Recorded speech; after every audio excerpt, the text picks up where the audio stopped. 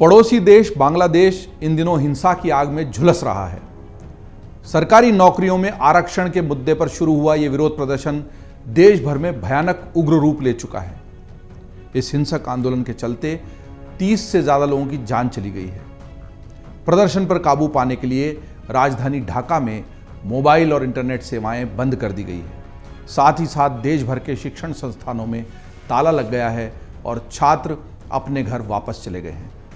ये सारे दृश्य जब मैं सुना रहा हूँ, ये खबरें पढ़ रहा हूँ, तो आप बात को समझ नहीं पा रहे होंगे कि आरक्षण को लेकर तो बवाल हिंदुस्तान में मचा है। आरक्षण को लेकर लगातार विवाद हिंदुस्तान में होते रहे हैं। भारत में आरक्षण को लेकर लगातार राजनीति होती रही है।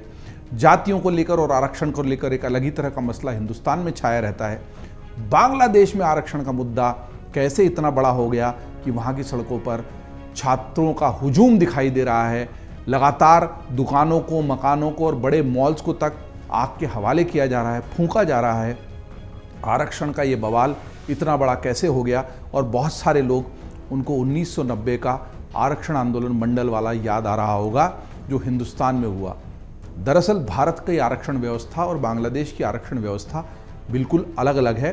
फिलहाल हम बात को समझने की कोशिश करते हैं कि बांग्लादेश में आखिर हो क्या रहा है, बांग्लादेश अचानक खबरों में इस तरह क्यों छाया हुआ है और बांग्लादेश के युवा व्यवस्था से और आरक्षण की इस पूरी जो तब्दीली हुई है, आरक्षण को लेकर जो फैसला आया है एक अदालती, उसको लेकर इतने उग्र क्यों हो गए हैं, बात को समझने की कोशिश करते हैं। आरक्षण आंदोलन के बीच सरकार ने यह भी कहा है कि वह इस मुद्दे पर बात करने के लिए तैयार है, लेकिन प्रदर्शनकारियों का कहना है कि मुद्दे के समाधान तक उनका विरोध नहीं रुकेगा। इस विरोध में प्रदर्शनकारियों को विपक्षी दलों का भी साथ मिल गया, मतलब मामला राजनीतिक रंग भी ले चुका है। बांग्लादेश में जारी हिंसा के चलते भारत, अमेरिका समेत कई देशों ने अपने नागरिकों के लिए एडवाइजरी जारी कर दी है और वहीं संयुक्त राष्ट्र संगठन ने भी इस पूरी हिंसा पर अपनी चिंता जताई है। इसीलिए हम बात को समझने की कोशिश करते हैं कि आखिर बांग्लादेश में जारी ये पूरा आरक्षण आंदोलन क्या है, यह आंदोलन कब और कैसे शुरू हुआ, बांग्लादेश की आरक्षण व्यवस्था क्या है जिसका इतना विरोध हो रहा है और इस प्रदर्शन में अब तक क्या क्या हुआ, प्रदर्शनकारियों की मांगे क्या हैं और आगे क्या होगा। तो सबसे पहले आप ये जान लीजिए कि बांग्लादेश में हो क्या रहा है।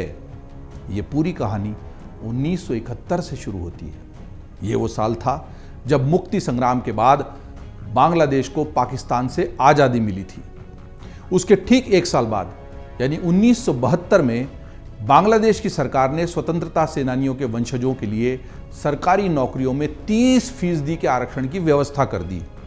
आप बहुत ध्यान से सुनिए इस बात को। जहां हम बात कर रहे थे भारत की आरक्षण व्यवस्था की, भारत में आरक्षण 10% जो शुरुआत में दिया गया था, बाबा साहेब भीमराव अंबेडकर के बनाए हुए जो पूरा संविधान की व्यवस्था थी, प्रारूप समिति के अध्यक्ष थे, वो जातिगत आरक्षण था।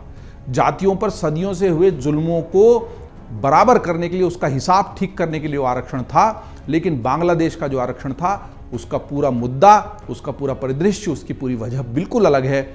मुक्ति वाहिनी का जो संघर्ष था, जिसकी वजह से बांग्लादेश बना, जो कि पहले पूर्वी पाकिस्तान के रूप में शक्ल ले चुका था, उससे आज़ादी दिलाने वाले जो लोग थे, उन्होंने जो भूमिका निभाई थी, उस भूमिका को याद करते हुए उनको लाभ देने के लिए ये 30% आरक्षण दिया गया था। और इसी आरक्षण के विरोध में बांग्लादेश में इस वक्त प्रदर्शन हो रहा है, हिंसक हो चुका है और बहुत ही उग्र रूप ले चुका है। दरअसल यह विरोध पिछले महीने के अंत में शुरू हुआ था और तब यह हिंसक नहीं था। हालांकि ये पूरा मामला तब बढ़ गया जब इन विरोध प्रदर्शनों में हजारों लोग सड़कों पर उतर आए। ये वो युवा हैं जिनको अपने नौकरी की और अपने भविष्य की चिंता है। बीते सोमवार को तनाव जब बढ़ गया, तब देश के सबसे बड़े ढाका विश्वविद्यालय में छात्रों की पुलिस और सत्तारूढ़ अवामी लीग समर्थित जवाबी प्रदर्शनकारियों से झड़प हो गई। इस घटना के बाद कम से कम 100 लोग घायल हो गए। उसके बाद भी लगातार बांग्लादेश में हिंसा जारी रही और इसमें 6 से अधिक लोग मारे गए। इसके अगले 2 दिनों में भी अधिक झड़पें हुई और प्रमुख शहरों की सड़कों पर गश्त करने वाले अर्धसैनिक बलों को तैनात किया गया। गुरुवार के दिन कम से कम 19 और लोगों की मौत हो गई। इस पूरे विरोध के जवाब में प्रमुख विश्वविद्यालयों ने छात्रों की सुरक्षा की दृष्टि को देखते हुए इस मुद्दे का समाधान हो जाने तक अपने परिसर बंद कर दिए। मतलब बांग्लादेश में स्कूल और कॉलेज बंद कर दिए गए हैं ताकि छात्र अगर स्कूल और कॉलेज में नहीं आएंगे तो उनको मिलने का और इस हिंसा के आगे बढ़ने का मौका खत्म होगा, ऐसा इस पूरे मुद्दे के समाधान तक कर दिया गया है। इस पूरे मामले को देखते हुए, समझते हुए ये सवाल बड़ा उठता है कि आरक्षण 1972 में दिया गया था तो आंदोलन अभी क्यों हो रहा है? आपके जहन में भी आ सकता है, किसी के भी जहन में आ सकता है जिसको बांग्लादेश की इस पूरी व्यवस्था की जानकारी नहीं है। और शुरू में मैंने कहा था कि 1972 में ये 30% आरक्षण की व्यवस्था उन लोगों के लिए की गई थी जिन्होंने आज़ादी के इस संग्राम में भाग लिया था, उनके वंशजों के लिए। तो फिर अब बवाल क्यों मच रहा है? 72 से अभी तक इस पर इतना बवाल क्यों नहीं मचा? दरअसल 1972 से जारी इस आरक्षण व्यवस्था को 2018 में सरकार ने समाप्त कर दिया था। मतलब इसका विरोध हो रहा था लगातार, इसको लेकर चर्चा थी पूरे बांग्लादेश में, राजनीति भी गर्म हुई और आखिरकार 2018 में सरकार ने इसको समाप्त कर दिया था। लेकिन पिछले ही महीने यानी कि जून में उच्च न्यायालय ने सरकारी नौकरियों के लिए आरक्षण प्रणाली को फिर से बहाल कर दिया। कोर्ट ने आरक्षण की व्यवस्था को खत्म करने के फैसले को भी गैर कानूनी बताया था। कोर्ट के आदेश के बाद देश में बड़े पैमाने पर विरोध प्रदर्शन शुरू हो गए। हालांकि बांग्लादेश की शेख हसीना सरकार ने उच्च न्यायालय के इस फैसले को सर्वोच्च न्यायालय में चुनौती दी है। मतलब सरकार भी मानती है कि उच्च न्यायालय का जो फैसला है गलत है, क्योंकि सरकार खुद ही 2018 में इस व्यवस्था को समाप्त कर चुकी है। सरकार ने माना कि इसको लेकर जो विरोध है वो जायज़ है और 72 से 2018 तक एक लंबा समय हो गया जब जो लोग आज़ादी के संग्राम में भाग ले रहे थे उनके परिवारों को, उनके वंशजों को इसका लाभ मिल चुका है। इसीलिए जो उच्च न्यायालय ने फैसला दिया है बांग्लादेश में, उसके खिलाफ सरकार खुद सर्वोच्च न्यायालय में चली गई है और सरकार की अपील के बाद सर्वोच्च अदालत ने उच्च न्यायालय के आदेश को निलंबित कर दिया है और मामले की सुनवाई के लिए 7 अगस्त की तारीख तय कर दी है। मतलब फिलहाल जो फैसला था जिसको लेकर सड़कों पर इतना विरोध है उसको निलंबित किया गया है, स्थगित किया गया है और 7 अगस्त की तारीख बांग्लादेश का जो सर्वोच्च न्यायालय उसने दी है इस मामले की सुनवाई के लिए। लेकिन उसके बावजूद मामले ने तब तूल पकड़ लिया जब प्रधानमंत्री हसीना ने अदालती कार्रवाई का हवाला देते हुए प्रदर्शनकारियों की मांगों को पूरा करने से इनकार कर दिया। सरकार के इस कदम को देखते हुए छात्रों ने अपना विरोध प्रदर्शन और भी तेज कर दिया और प्रधानमंत्री ने प्रदर्शनकारियों को रजाकार की संज्ञा दे दी। जी हाँ, रजाकार बांग्लादेश की राजनीति में और इतिहास में एक महत्वपूर्ण शब्दावली है जिसका प्रयोग करना बांग्लादेश में कई मामलों में गाली के समान माना जाता है। दरअसल बांग्लादेश के संदर्भ में रजाकार उन्हें कहा जाता है जिन पर 1971 में देश के साथ विश्वासघात करके पाकिस्तानी सेना का साथ देने का आरोप लगा था। थोड़ा बहुत इतिहास को आप इसको समझते होंगे, जो नहीं समझते हो उनको बात समझा देता हूं कि दरअसल जब भारत का विभाजन हुआ था, अंग्रेजों द्वारा किया गया था 1947 में, तो भारत के असल में दो नहीं, भारत और पाकिस्तान के रूप में 2 टुकड़े नहीं हुए थे, भौगोलिक रूप से 3 टुकड़े थे। पश्चिम में पाकिस्तान अलग था और एक पूर्वी पाकिस्तान था जो अब बांग्लादेश बन गया और बीच में जो हम भारत देश हैं वो था। और ये विभाजन अंग्रेजों ने जाते जाते किया था, दर्दनाक पीड़ादायी विभाजन था। लेकिन 1971 में जो युद्ध हुआ और बड़ी भूमिका इंदिरा गांधी की भारत की इसमें रही बांग्लादेश के पूरे युद्ध में, तो उस समय जिन लोगों ने बांग्लादेश को स्वतंत्र करने में भूमिका निभाई, देश को बनाने में, वो तो स्वतंत्रता सेनानी कहलाए। लेकिन कुछ लोग ऐसे भी थे जो चाहते थे कि पाकिस्तान बना रहे, पश्चिमी पाकिस्तान का आधिपत्य पूर्वी पाकिस्तान पर बना रहे, पूर्वी पाकिस्तान उसी पाकिस्तान का हिस्सा रहे। उन लोगों ने पाकिस्तानी सेना का साथ दिया था, उनको रजाकार कहकर संबोधित किया जाता है। और आरक्षण व्यवस्था का विरोध कर सड़क पर प्रदर्शन करने वालों को भी जब शेख हसीना ने, उनकी सरकार ने रजाकार कह दिया तो मामला और भी गर्म हो गया, लोग भड़क गए, जो कि स्वाभाविक था।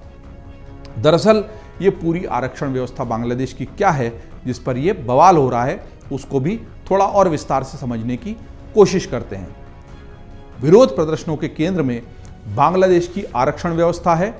इस व्यवस्था के तहत पाकिस्तान के खिलाफ 1971 के बांग्लादेश के स्वतंत्रता संग्राम में लड़ने वाले सेनानियों के परिवार के सदस्यों के लिए सरकारी नौकरियों में 30% आरक्षण का प्रावधान है। 1972 में शुरू की गई बांग्लादेश की आरक्षण व्यवस्था में तब से बाद में कई बदलाव भी हो चुके हैं। 2018 में जब इसे खत्म किया गया तो अलग अलग वर्गों के लिए लगभग 56% सरकारी नौकरियों में जो आरक्षण था उसकी व्यवस्था हो चुकी थी। मतलब 30% से बढ़कर ये पूरा आरक्षण 56% तक पहुंच चुका था, जैसा कि भारत में भी हुआ है। आरक्षण शुरू 10% से हुआ और बाद में बढ़ते बढ़ते ये 50, और वो भी अगर कोर्ट का हस्तक्षेप न होता तो 50 से आगे पहुंच जाता। कुछ राज्यों में ऐसा करने की कोशिश भारत में भी हुई है, क्योंकि भारत में आरक्षण बड़ा मसला है, बहुत चर्चित और विवादास्पद शब्द है, इसीलिए मैं साथ ही साथ भारत से इसकी तुलना भी करता चल रहा हूं। लेकिन बात हम समझ रहे हैं बांग्लादेश की, बांग्लादेश में बवाल क्यों है, तो समय समय पर हुए बदलावों के जरिए महिलाओं और पिछड़े जिलों के लोगों के लिए भी 10-10% आरक्षण की व्यवस्था। देखिए फिर से समझिए, बांग्लादेश में जो है वो जाति के आधार पर अभी भी नहीं हो रहा है। जो जिले पिछड़े हैं आर्थिक दृष्टि से, सामाजिक दृष्टि से, उन जिलों के वहाँ के से जो लोग आते हैं उन पिछड़े जिलों से, तो सामाजिक समरसता की जो बात आरक्षण के माध्यम से की जाती है वो लगता है बांग्लादेश की आरक्षण व्यवस्था में ज़्यादा बेहतर झलकती है। हालांकि वहाँ भी उसको खत्म कर दिया गया, कोर्ट ने कहा है कि उसको फिर से लागू किया जाए, लेकिन शायद सर्वोच्च न्यायालय से वो खारिज हो जाए। आने वाले समय में क्या होगा वो देखेंगे। लेकिन जो बढ़ाया भी गया है उसमें भी जाति को प्रमुख नहीं माना गया, महिलाओं के लिए आरक्षण दिया गया है। वहाँ कुछ जिले जो पिछड़े हैं, जिनका विकास ठीक से नहीं हुआ आर्थिक दृष्टि से, उनके लिए आरक्षण दिया गया है। इसी तरह 5% आरक्षण धार्मिक अल्पसंख्यकों के लिए दिया गया है और 1% दिव्यांग कोटे को भी मिलता है। तो बांग्लादेश की पूरी आरक्षण व्यवस्था के जो क्राइटेरिया हैं, मतलब जिन कारणों से, जिन वजहों से आरक्षण मिलना चाहिए, वो भारत से अलहदा हैं, भारत से अलग हैं। तो फिर मामला अगर कोर्ट में चला गया है, 7 तारीख दे दी गई है, उसके बावजूद भी इस तरह के हिंसक प्रदर्शन क्यों हो रहे बांग्लादेश में? दरअसल प्रदर्शनकारी छात्र जो हैं वो मुख्य रूप से स्वतंत्रता सेनानियों के परिवारों के लिए आरक्षित नौकरियों के खिलाफ विरोध में सड़कों पर उतर चुके हैं। प्रदर्शनकारी इस व्यवस्था को खत्म करने की मांग कर रहे हैं।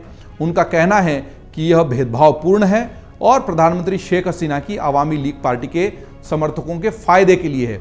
मतलब उन लोगों का मानना है कि जो स्वतंत्रता सेनानी थे उस वक्त के 71 के, उनके अधिकतर जो परिवार के लोग हैं, उनके जो वंशज हैं, उनकी विरासत वाले जो लोग हैं, वो ज़्यादातर अवामी लीग के समर्थक हैं और अवामी लीग के समर्थक होने के नाते सरकार को इसका फ़ायदा सीधे सीधे मिलता है। सरकार के जो वोट बैंक है उन लोगों को इसका फ़ायदा मिलता है, इसलिए इसमें राजनीति भी एक बड़ी भूमिका निभा रही है। हम यह भी बता दें कि प्रधानमंत्री शेख हसीना बांग्लादेश के संस्थापक शेख मुजीबुर रहमान की बेटी हैं, जिन्होंने बांग्लादेश मुक्ति संग्राम का नेतृत्व किया था। और यहीं से आपको पूरा गणित इस आरक्षण के समर्थन और विरोध का समझ में आ जाएगा। शेख मुजीबुर रहमान चूंकि एक बड़े नेता जिन्होंने आज़ादी दिलवाई बांग्लादेश को, शेख हसीना उनकी बेटी हैं, तो जाहिर तौर पर स्वतंत्रता संग्राम में भाग लेने वाले ज़्यादातर लोग, इनकी पार्टी जो है अवामी लीग, उसी से जुड़े हुए हैं और उनको मिलने वाले फ़ायदे को देखते हुए विपक्ष इसमें लगातार विरोध प्रदर्शन में बड़ी भूमिका निभा रहा है। दरअसल प्रदर्शनकारी चाहते हैं कि इसकी जगह योग्यता आधारित व्यवस्था लागू हो। विरोध प्रदर्शन के समन्वयक हसनत अब्दुल्ला ने कहा है कि छात्र कक्षाओं में लौटना चाहते हैं, लेकिन वे ऐसा तभी करेंगे जब उनकी मांगें पूरी हो जाएंगी। तो सवाल ये उठता है कि क्या आरक्षण को पूरी तरह खत्म करने की मांग ये प्रदर्शनकारी कर रहे हैं जो बांग्लादेश की सड़कों पर है? दरअसल प्रदर्शनकारी सिर्फ स्वतंत्रता सेनानियों के परिजनों को मिलने वाले 30% आरक्षण को खत्म करने की मांग कर रहे हैं। उनका कहना है कि वो अल्पसंख्यकों और दिव्यांगों को मिलने वाले आरक्षण के खिलाफ नहीं हैं। इसीलिए पूरे मसले पर अब ये समझना जरूरी है कि सरकार क्या कहती है, बांग्लादेश की सरकार इस पूरे मसले पर क्या रुख रखती है। प्रधानमंत्री शेख हसीना ने आरक्षण प्रणाली का बचाव करते हुए कहा है कि युद्ध में अपने योगदान के लिए स्वतंत्रता सेनानियों को सर्वोच्च सम्मान मिलना चाहिए, चाहे उनका राजनीतिक जुड़ाव कुछ भी हो। उनकी सरकार ने मुख्य विपक्षी दलों, बांग्लादेश नेशनलिस्ट पार्टी और कट्टरपंथी जमात इस्लामी पार्टी पर अराजकता को बढ़ावा देने का आरोप लगाया है। साथ ही बीएनपी ने विरोध के समर्थन में गुरुवार को छात्रों के बंद का आह्वान का समर्थन कर दिया है। इससे पहले अधिकारियों ने बीएनपी मुख्यालय पर छापा मारा था और पार्टी की छात्र शाखा के कई कार्यकर्ताओं को गिरफ्तार भी कर लिया था। बांग्लादेश के कानून मंत्री अनीसुल हक ने कहा है कि प्रधानमंत्री शेख हसीना ने उनसे प्रदर्शनकारियों के साथ बैठक करके बातचीत को हल करने के लिए कहा है। अगर प्रदर्शनकारी तैयार हों तो वो बातचीत करने के लिए तैयार है, मतलब सरकार बातचीत के लिए राजी है इस पूरे मामले पर। फिर यह समझना जरूरी है कि इस पूरे आंदोलन का बांग्लादेश पर क्या असर पड़ सकता है। दरअसल विशेषज्ञ इस अशांति के लिए निजी क्षेत्र में नौकरियों की कमी को जिम्मेदार मानते हैं। जैसा कि माना जाता है कि हर किसी को सरकारी नौकरी प्यारी लगती है, आरक्षण केवल सरकारी क्षेत्र में लागू है और निजी क्षेत्र में नौकरियां कम हैं। इसी के कारण सरकारी नौकरियां छात्रों की पहली प्राथमिकता बन गई है। बांग्लादेश की 17 करोड़ की आबादी में से लगभग 3 करोड़ 20 लाख युवा बेरोजगार हैं। 3 करोड़ 20 लाख एक बड़ी संख्या है। या तो बेरोजगार हैं या शिक्षा से वंचित हैं। एक समय विश्व की सबसे तेजी से बढ़ती अर्थव्यवस्थाओं में से एक रही बांग्लादेश की अर्थव्यवस्था अब स्थिर हो गई है। देश की मुद्रास्फीति 10% के आसपास है और विदेशी मुद्रा भंडार भी घट रहा है। ढाका स्थित डेली स्टार अखबार में अर्थशास्त्र के पूर्व प्रोफेसर और विश्लेषक अनु मोहम्मद ने लिखा है कि इतने बड़े प्रदर्शन के पीछे का कारण यह है कि कई छात्रों को अपनी शिक्षा को पूरा करने के बाद अपनी योग्यता के अनुसार नौकरी नहीं मिल पाती है। इसके अलावा सरकारी नौकरी की भर्ती परीक्षाओं और चयन प्रक्रियाओं में भी मौजूद भ्रष्टाचार ने लोगों में बहुत निराशा और गुस्सा पैदा कर दिया है। देश में नौकरियां पैदा ही नहीं हो रही हैं। तो ये पूरा मसला जो बात को समझो के अंतर्गत हमने आपको समझाने की कोशिश की वो ये है कि बांग्लादेश जो एक समय में विश्व की सबसे तेजी से बढ़ती हुई अर्थव्यवस्था के रूप में देखा जा रहा था, देश की छोटा देश, बाद में आज़ाद हुआ देश, 71 के बाद अपने पैरों पर खड़ा होना शुरू करने वाला देश, जिसमें कई सामाजिक विषमताएं और धार्मिक दिक्कतें भी हैं, वहाँ से आने वाले शरणार्थी भारत के लिए एक बड़ा सिरदर्द बने हुए हैं। वो बांग्लादेश जो दुनिया में अपनी अर्थव्यवस्था को लेकर चर्चा में आया था, वो अब अपने यहाँ के युवाओं के प्रदर्शन को लेकर इतना चर्चा में क्यों है, क्यों आरक्षण वहाँ इतना बड़ा मुद्दा बन गया है। हमने आपको बताने की कोशिश की कि वहाँ आरक्षण का मसला दरअसल आज़ादी के समय जो लोग उस आज़ादी की लड़ाई में शामिल थे उनके परिवारों को मिलने वाले आरक्षण से जुड़ा हुआ है। और चूंकि इस आरक्षण का ज़्यादातर फायदा जो अभी सत्तारूढ़ पार्टी है अवामी लीग उसको मिलता है, इसलिए विपक्ष इसमें बड़ी भूमिका निभा रहा है। बहुत गौरतलब बात यह है कि जो विरोध में छात्र सड़क पर उतरे वो आरक्षण खत्म करने के लिए नहीं कह रहे हैं। मतलब ये प्रगतिशील और नए विचारों वाले वो युवा नहीं हैं जो मानते हैं कि आरक्षण के बजाय केवल योग्यता आधार हो, आरक्षण हो ही ना। वो ये कहते हैं कि जो 30% आरक्षण है स्वतंत्रता सेनानियों वाला उसको खत्म करें और किसी तरह से योग्यता को आधार बनाकर आरक्षण को बरकरार रखा जाए। आरक्षण हर जगह एक बड़ी समस्या, बड़ा सिरदर्द है। समाज के अलग अलग हिस्सों को एक सतह पर लाकर एक जैसे तरीके से आगे बढ़ाने की इस कोशिश में कई जगहों पर आरक्षण प्रणाली की कोशिश की गई, लेकिन वो सिरदर्द ही बनी। भारत में तो अब आरक्षण ऐसा नासूर बन चुका है जिसके पक्ष में जाना भी खतरनाक है और विपक्ष में जाना भी खतरनाक है। इसने सामाजिक समरसता को बढ़ाने की बजाय कहीं ना कहीं कटुता का जहर घोल दिया है और लोग अब आरक्षण की बैसाखी पर चलकर ही सफलता को प्राप्त करने के लिए उत्सुक नजर आते हैं। बड़ी बहस है, बड़ा मुद्दा है। उसके बावजूद अगर उत्पीड़न हुआ है, सदियों तक जातियों का शोषण हुआ है, तो कैसे ठीक हो वो अलग मुद्दा है। बात को समझो में फिलहाल इतना ही। बांग्लादेश में जो प्रदर्शन हो रहे हैं उसको समझाने की कोशिश और वहाँ की आरक्षण व्यवस्था को समझने की कोशिश। आपको पूरा ये वीडियो कैसा लगा, अपनी टिप्पणी कीजिए और ज़रूर बताइए इस तरह के मुद्दों पर आप और क्या जानना चाहते हैं, बात को समझना चाहते हैं। बाकी खबरों के लिए आप देखते रहिए अमरउजाला.com। अगर आप ये वीडियो YouTube पर देख रहे हैं तो हमारे चैनल को सब्सक्राइब करें और बेल आइकन को दबाना ना भूलें। अगर आप Facebook पर ये वीडियो देख रहे हैं तो हमारे पेज को लाइक करें।